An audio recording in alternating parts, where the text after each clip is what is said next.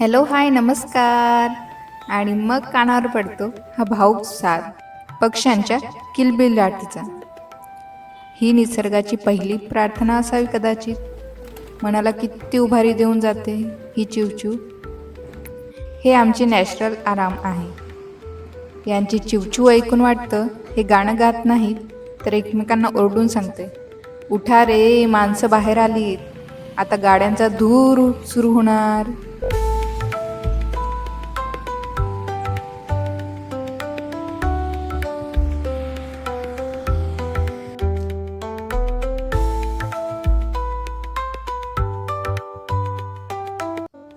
शुभ सकाळ.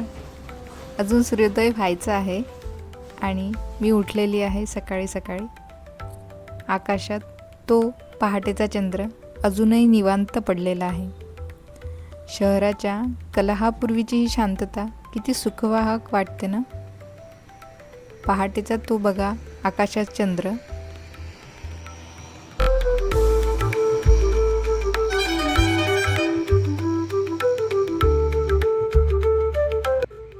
पहाटेचा रिकामा रस्ता जणू स्वतःशीच गप्पा मारतोय.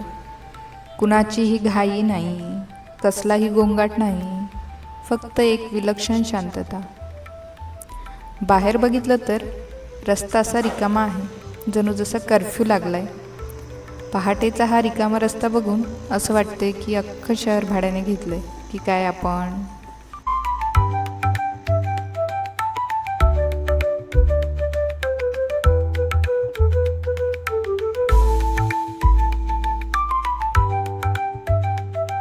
चला, सकाळ सकाळ झाली, दात घासून फ्रेश झालं. आता चेहरा धुवायची वेळ. म्हणजे चेहरा धुतला की आपण मस्त असं जागा होणार, कारण की थंड थंड पाणी हिवाळ्याचं ते चेहऱ्यावर जाणार आणि आपल्याला मस्त असं फ्रेश वाटणार आणि आपली झोप उडणार.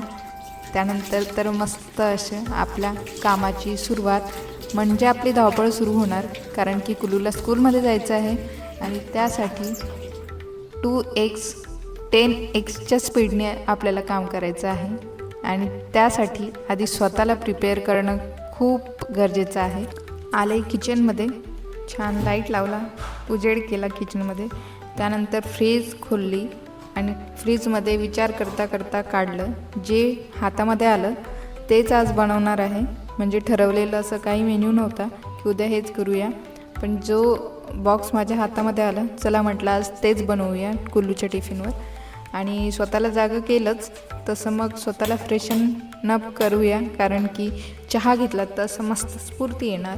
तर त्यासाठी मग स्वतःसाठी चहा बनवते. आणि विसरलेच होते की मी रोज कॉक बंद करून झोपते आणि कॉक ऑन करताच करायला विसरले आणि तसेच गॅस सुरू करत होते. मग माझ्या लक्षात आलं की आपण तर गॅसचा कॉक ऑन केला नाही. मग गॅसचा कॉक ऑन केला आणि आता छान असं स्वतःसाठी चहा बनवत आहे.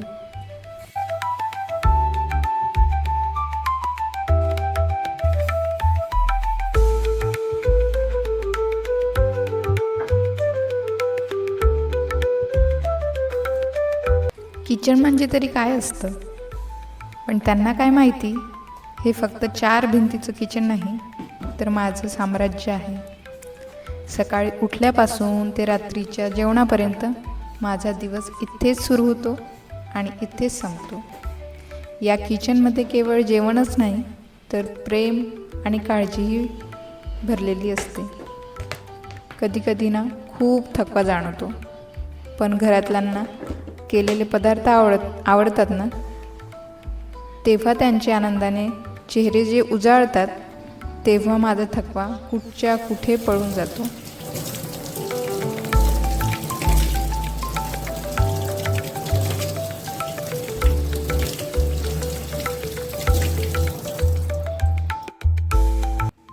रोज काय डब्याला द्यायचं? बटाटा भाजी दिली तर म्हणतो, मी बटाटा आहे काही, मला रोजच तू बटाट्याची भाजी देतेस. पनीर दिलं की म्हणतो शेअरिंगमध्येच संपलं, मला तर खायलाच नाही मिळालं. आज नाही आला, काकडीचा पराठाच बनवून देते. किचनमध्ये आला आणि म्हणतोय, वासावरून तर काहीतरी नवीन वाटतंय, काय बनवतेस? काकडीचं सॅलड?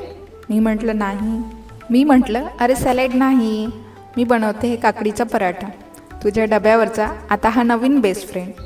तू डब्यावर दिला तर नक्की पूर्ण फिनिश करून आणणार याची मला खात्री आहे. काकडी तर थंडी असते ना गं, मग मला सर्दी होईल.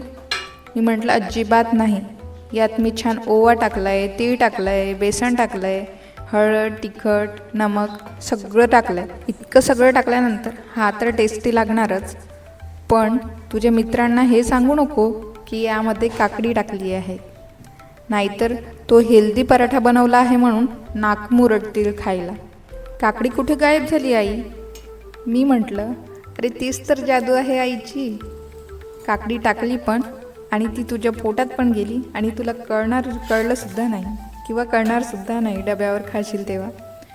तर अशी ही आजची सकाळची गंमत होती. आणि त्यानंतर ना मस्तसा पराठा खुसखुशीत बनवला, त्याला दिला आणि हेल्दीसुद्धा.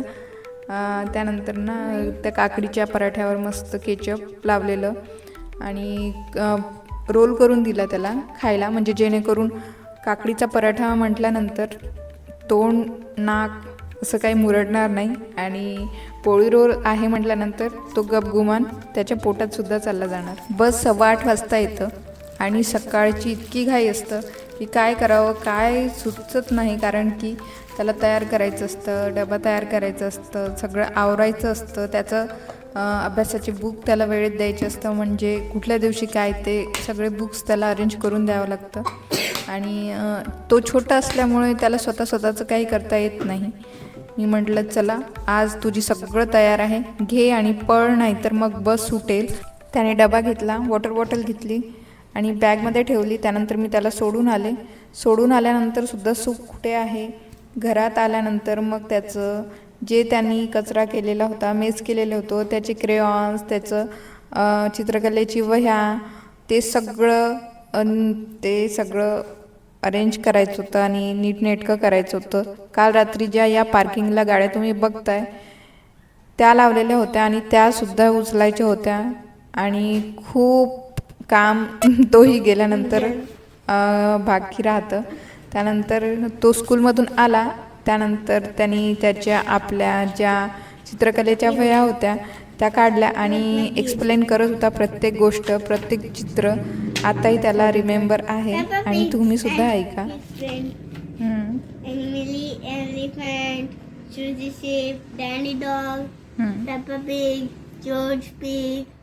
Daddy Pig and Mommy Pig, and he's home, Peppa's home, and she's home, Peppa's home, and this is Peppa Pig's car. Oh my God. हे पूर्ण लोकांवरून हे सगळे बॅग घेऊन चालले, अशी वाली ड्रॉइंग केलेली आहे. हे बघ, तो ट्रक आणि मिक्सर ट्रक आणि डम्प ट्रक आहे. अच्छा. 74 years सायंकाळ झालेली होती आणि मी काजूचे साल काढायला घेतले होते. भाजके काजू होते, त्याचे साल काढायला घेतले. आणि त्यानंतर मग आमची अशी आजचा दिवस होता.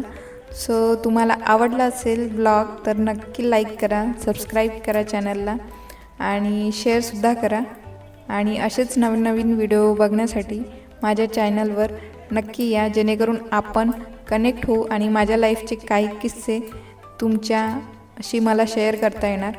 Thanks for watching.